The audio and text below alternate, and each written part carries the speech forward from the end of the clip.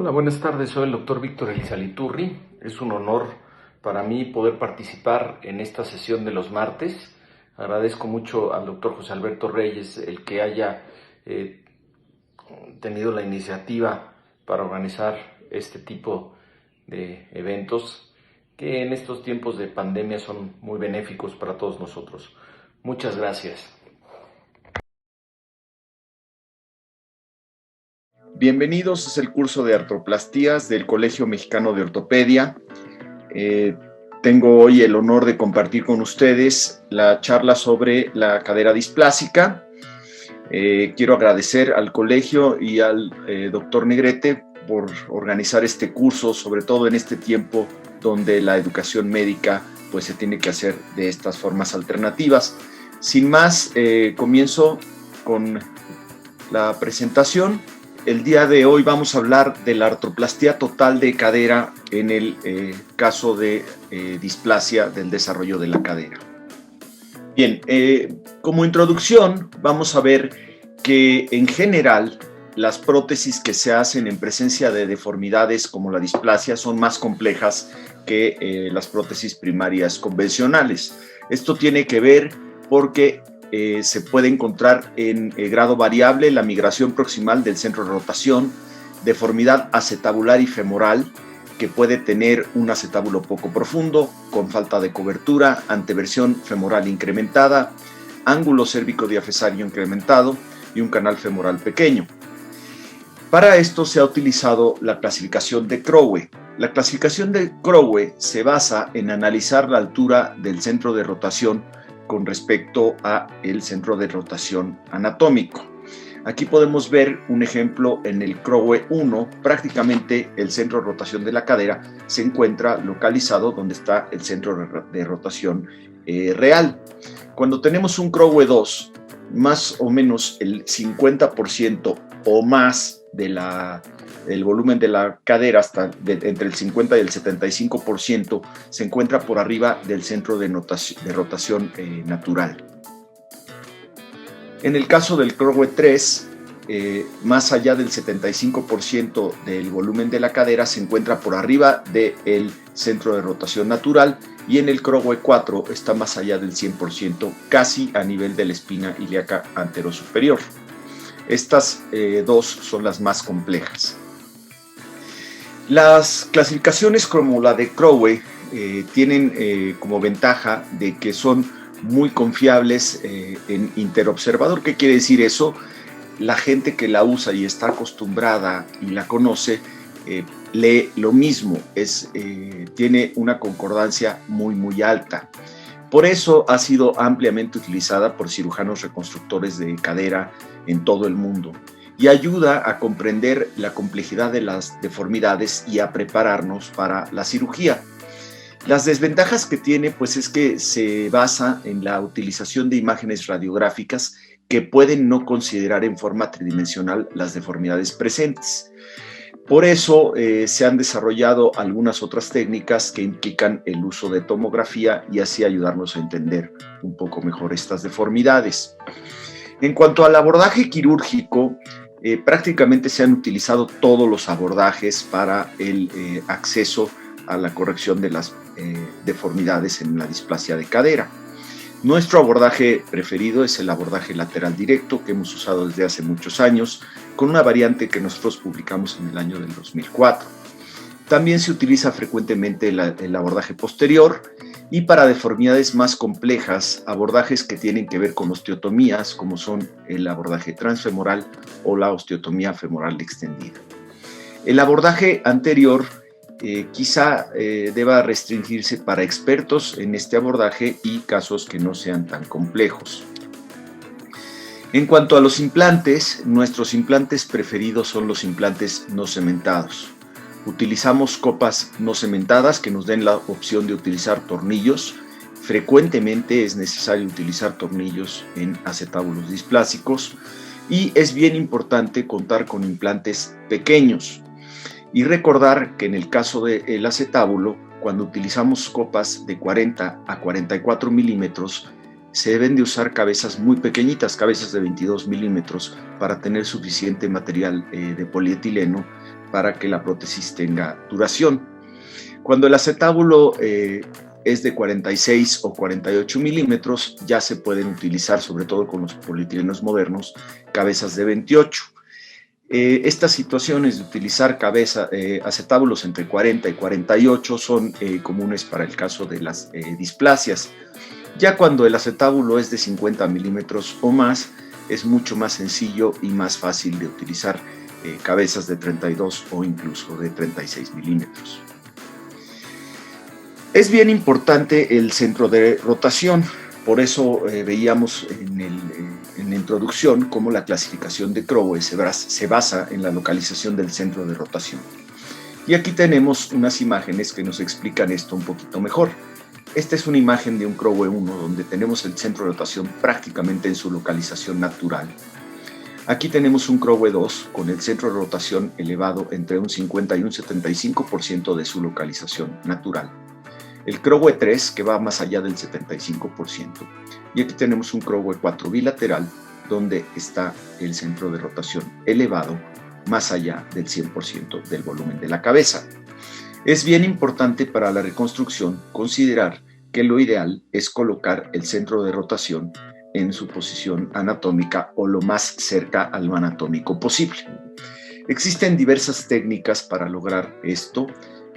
Se puede descender y colocar un injerto para darle el apoyo en la zona que quede descubierta, ya que el acetábulo típicamente tiene poca cobertura. Se puede colocar el acetábulo un poco alto, y esto tiene el inconveniente de que entre más proximal sea la migración de la copa, menos amplitud de hueso hay para colocarla, y entonces se colocan implantes más pequeños. También se ha visto que cuando un implante se coloca muy alto, se afecta la longevidad de la prótesis. Y esta finalmente es la técnica de medialización, es la técnica que nosotros más utilizamos, es nuestra técnica preferida, que consiste en medializar justo en el sitio donde está el centro de rotación natural para tratar de maximizar la cobertura acetabular. En cuanto a estas técnicas, ya mencionábamos que en el centro de rotación alto se ven más aflojamientos y los implantes tienden a ser mucho más pequeños que lo que podríamos utilizar si lo colocamos en el centro de rotación verdadero. Cuando la copa se localiza en el centro de rotación verdadero sin medializar, frecuentemente se necesita colocar injerto. Entonces hay que tener esto en cuenta. El injerto se puede tomar de la propia cabeza del paciente o del cuello y típicamente se fija con tornillos. Y como decíamos, la medialización que nosotros preferimos, pero tiene el inconveniente que si rompemos o atravesamos la pared medial con el implante, esto nos puede dificultar la cirugía de revisión en situaciones posteriores. Esta imagen que les presento aquí es meramente anecdótica, para nada recomiendo que se haga esto, simplemente es un paciente que se operó hace muchos años en el instituto y esta fue una de las radiografías con las que se presentó. Son técnicas que se usaron hace mucho tiempo y hoy se prefiere una reconstrucción para hacer que el stock óseo mejore y tratar de producir un acetábulo con una cobertura un poquito más biológica, anatómica, que sustituir con este tipo de técnicas con cemento. Pero lo dejo como una situación anecdótica. En cuanto a la medialización, ya dijimos que es nuestra técnica favorita. Esto consiste en localizar la altura del centro de rotación real y ahí medializar, tratando de maximizar la cobertura por el ilíaco en la parte lateral. Aquí tenemos algunos ejemplos de casos nuestros. Aquí podemos ver que tenemos un Croway 1 y lo interesante de este caso, esta bolita que tienen aquí es un marcador de 32 milímetros que utilizamos para calcular el tamaño o las dimensiones de la cadera en el paciente. Nos llama mucho la atención en este paciente que además de que era de talla muy baja, que el canal femoral era muy reducido, incluso si lo comparamos con el otro lado. Entonces, aquí se debe de tener la consideración de que probablemente no entre bien un vástago convencional y hay que pedir ya sea un implante muy pequeño o un implante corto. Aquí pueden ver en el falso perfil la displasia acetabular, realmente no era tanto problema. Aquí planeamos para medializar y fijar la copa obteniendo cobertura con la medialización, como ven en el resultado de la cirugía. Y este es un vástago corto, es un vástago de fijación cérvico-metafisaria y en este caso se prefirió para no tener que colocar nada en la parte más reducida del canal distal, porque hay veces que los vástagos, incluso los más pequeños, no entran. Entonces, por eso se utilizó un vástago extra corto, es un vástago meta. Aquí tenemos un ejemplo de un Crowe 2. Podemos ver cómo está la migrada en dirección superior, por arriba del 50% del volumen. Y aquí se decidió hacer la medialización. El resultado de la medialización es que quedó un poco alto el centro de rotación. Esto normalmente lo aceptamos entre 1 y 1,5 centímetros. Eso se considera adecuado. Y pueden ver cómo con la técnica de medialización sí se obtuvo bastante cobertura de la copa. Incluso disculpa que me interrumpa, doctor. ¿Sí? Esta última diapositiva se cortó su audio un poquito. ¿Podría otra vez dar esta diapositiva, por favor? Sí, claro. A partir de esta. Claro. Muchas gracias. Aquí tenemos un caso de un Crowe 2. Aquí podemos ver cómo el centro de rotación está migrado por arriba del 50% del volumen de la cabeza y podemos ver algo de displasia o falta de cobertura acetabular. Aquí se decidió reconstruir con la técnica de medialización, se obtuvo una cobertura muy adecuada, de manera que incluso se pudo colocar sin tornillos y pueden ver que hay una discreta migración superior del centro de rotación. Esto lo aceptamos entre 1 y 1,5 centímetros. Lo interesante de este caso también es que tiene una gran deformidad femoral, está prácticamente valgo el cuello, el ángulo cérvico-diafisario es un ángulo muy alto y tenemos una anteversión también. Entonces es importante considerar esto para la reconstrucción. Este es un vástago pequeño y frecuentemente hay que estar preparados por si se presentan fracturas de cálcar, poder soportarlas con un alambrito o un cable, como se ve en este caso. Nosotros cuando colocamos estos cables o estos alambres realmente dejamos apoyo total al día siguiente sin problema. Aquí tenemos otro ejemplo de un Crowe 2. En este caso se trata de una enfermedad bilateral. Esta es una radiografía ya después de algunos años. Pueden ver cómo está la reacción cortical distal típica de estos vástagos. Lo interesante pues es que debido a que era una enfermedad muy simétrica, se decidió hacer la reconstrucción en forma bilateral en un tiempo. Se decidió hacer la técnica de medialización. Aquí pueden ver cómo se obtuvo cobertura del implante medializando y se pudieron colocar unos tornillos obteniendo una fijación bastante adecuada en los dos lados. En este caso, el fémur proximal no tenía ningún problema ni de anteversión ni de volumen y se puede colocar un vástago prácticamente de forma convencional. Esta es la técnica que nosotros preferimos para la medialización. Típicamente tenemos que encontrar la parte inferior de la escotadura acetabular. Este es el borde acetabular superior. Esta es la escotadura acetabular. Esto es anterior y esto es posterior. Aquí de manera didáctica hicimos una pequeña perforación y lo que está ahí introducido en ese hoyito es la punta del electrocauterio. Con esta tocamos el verdadero fondo, es decir, lo que está aquí atrás de la escotadura y de este osteofito, y con esta Kelly medimos lo que quedaba por detrás hasta llegar al verdadero fondo acetabular para darnos una idea de lo que vamos a medializar. Empezamos a medializar directamente a 90 grados, es decir, con la rima directamente hacia abajo, y así llegamos a la pared acetabular medial y posteriormente con las rimas vamos progresando el diámetro del acetábulo hasta lograr obtener lo máximo en diámetro sin dañar el stock óseo de las paredes, de la pared medial, pared anterior, pared posterior y por supuesto de la cobertura lateral. Una vez que se maximiza esto, ya se coloca la copa en esa posición. Por supuesto, hay que tener en cuenta que tiene que quedar colocada con una adecuada orientación. Aquí tienen un ejemplo en un Crowe 3, en el cual se utilizó esta técnica.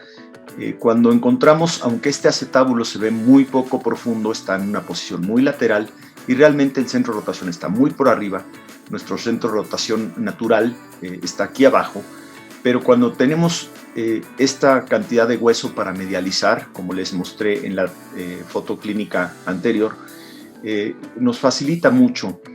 Entonces podemos retirar esto con la medialización, llegamos hasta la pared medial y obtenemos una buena cobertura acetabular, como se ve en esta imagen postoperatoria, y aquí podemos ver una fijación con 2 tornillos. También una pequeña migración, más o menos de un 1.5 centímetros por arriba del centro natural.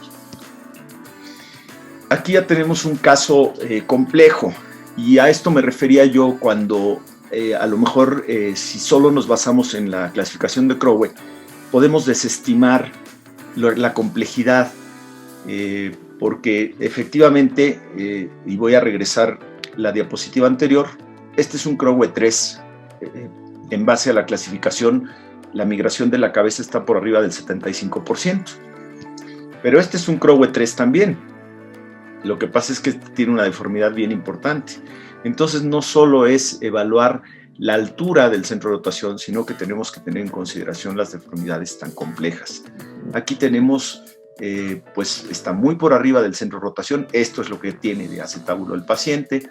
El acetábulo hay que trabajarlo en esta zona y hay que tratar de obtener cobertura con todo este stock óseo que tenemos, y además reparar los problemas que tenemos aquí. Tenemos un cuello corto, tenemos un cuello valgo, seguramente tenemos muchos problemas de anteversión, y como en un caso que les presenté antes, frecuentemente estas presentan fracturas de cálcar que tienen que ser manejadas con alambritos. En este caso se decidió utilizar un vástago de longitud convencional, precisamente por lo afectado que estaba la zona metafisaria. Si nosotros queremos un vástago de longitud un poco más corta, necesitamos tener una zona metafisaria sana, pero cuando tenemos tantos problemas, entonces decidimos colocar vástagos que agarran un poco más distal. De hecho, según recuerdo, esta se hizo una pequeña osteotomía trocantérica. Eso fue lo que se fijó con una trocantérica extendida, y después se fijó con estos pequeños alambritos. Ya llegamos a lo más complejo, que es el Crowe 4. El Crowe 4 son caderas que están prácticamente afuera, a nivel de la espina ilíaca anterosuperior. Podemos ver la gran cantidad de migración proximal y lo que tenemos que bajar. Estas y las Crowe 3 son las más peligrosas porque al bajarlo podemos lesionar el nervio ciático. Son las que más frecuentemente se relacionan con este tipo de complicaciones. Se dice que se puede bajar entre 3 y 4 centímetros. Muchas veces la deformidad va más allá de lograrla bajar 3 o 4 centímetros, y entonces si queremos poner esto en el centro de rotación natural es imposible sin acortar el fémur. Y lo que se hace es este tipo de osteotomías. También se puede manejar una osteotomía femoral extendida, depende mucho del diámetro del canal que tenemos por fuera.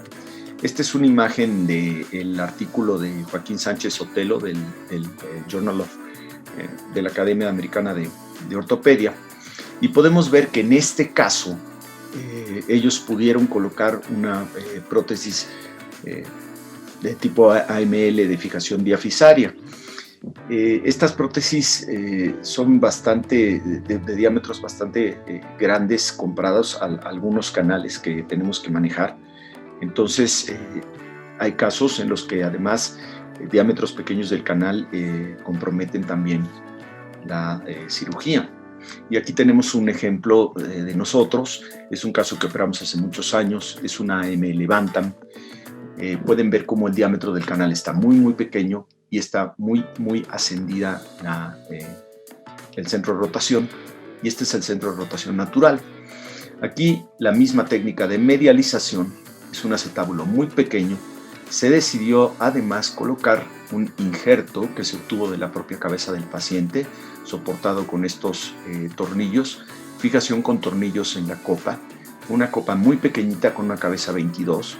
Este vástago que ya no existe ahora, pero era el AML Bantam, con el que se logró, después de hacer la diafisectomía con el abordaje transfemoral, como vemos en esta imagen del artículo mencionado. Aquí tenemos la diafisectomía. Se acorta el fémur y después se hace la fijación, como ven en este caso. Esta es una imagen transoperatoria.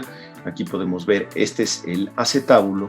Se hizo el abordaje transfemoral. Primero se hace la osteotomía a este nivel y se luxa hacia arriba, de manera que se empieza a trabajar el acetábulo en posición natural. Pero en realidad la cabeza del fémur está acá arriba, está bastante arriba de la posición del acetábulo. Después se prepara el segmento proximal y con las raspas de prueba se hace una reducción ya con la copa y el segmento proximal, y después se empalma esto con lo que queda de diáfisis acá abajo, y así es como vemos la cantidad de diáfisis que tenemos que cortar. Después se quita otra vez la raspa que se usó como prueba y se ensambla todo con el vástago definitivo y se realiza la reducción. Como ven, es una técnica bastante compleja. En síntesis, la artroplastia total de cadera en displasia es mucho más compleja que una artroplastia primaria convencional. Es fundamental entender y clasificar las deformidades presentes, porque la complejidad puede variar mucho. Ya vimos que incluso en una Crowe 3 hay unas que son sumamente complejas y otras más sencillas. Entonces hay que entender perfectamente la deformidad y ver a lo que nos estamos metiendo. En base a eso vamos a solicitar el implante que necesitamos. Podemos necesitar implantes extra cortos, podemos necesitar implantes muy pequeños, podemos necesitar de hacer osteotomías para poder descender el centro de rotación. Realmente son situaciones de muy alta complejidad y hay que estar preparado para cada caso es distinto. En general, podemos decir que las deformidades más complejas son las Crowe 3 y 4, y quizá estas recomendamos que sean manejados por los cirujanos que tengan más experiencia y en los centros de gran volumen. Muchas gracias, espero que haya sido de ayuda los conceptos vertidos acá, y estamos a sus órdenes. Este es mi correo electrónico por si desean contactarme o hacerme una pregunta al respecto, y muchas gracias otra vez.